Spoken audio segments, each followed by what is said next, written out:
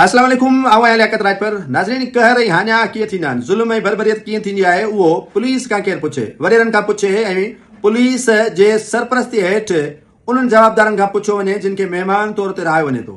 Kumbh police जे हद में चन्ना बिरादरी जो नौजवान क़त्ल थिए थो। दिलदार पुट दीदार अली चन्नू ऐं जवाबदार ज़हूर पुट कासिम चन्नू उनखे उन करे गोलियूं हणे थो त हू चाहे पियो त ज़बरदस्ती खाइसि या साणसि भेण जी शादी कराए।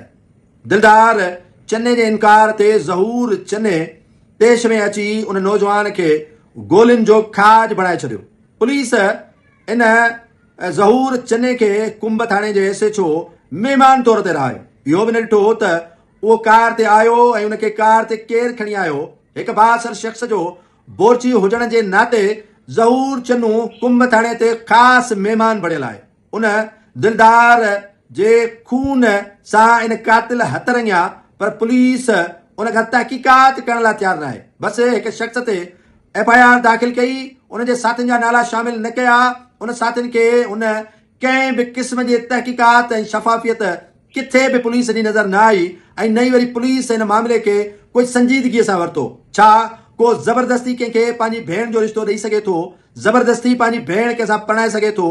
ऐं जेकॾहिं ना कंहिं कलूर वॾेरनि जे बल ते ज़हूर कयो आहे त पोइ उन जे सहूलियतकारनि खे बि यकीनन कानून जे कटहरे में आणणु खपे। इहो हिकिड़ो इम्तिहान आहे DSP कोटड़ीअ जो कुंभ थाणे जे SHO ऐं वॾे में वॾो इम्तिहान SSP डॉक्टर समीउल्लाह सुमरे साहब जो आहे त हू इन नौजवान जे क़त्ल में ज़हूर पुट कासिम चन्ने खां अलावा ॿिया बि जेके जवाबदार आहिनि उन्हनि खे कानून जे कटहरे में आणे ऐं इन नौजवान जे खून सां इंसाफ़ करे।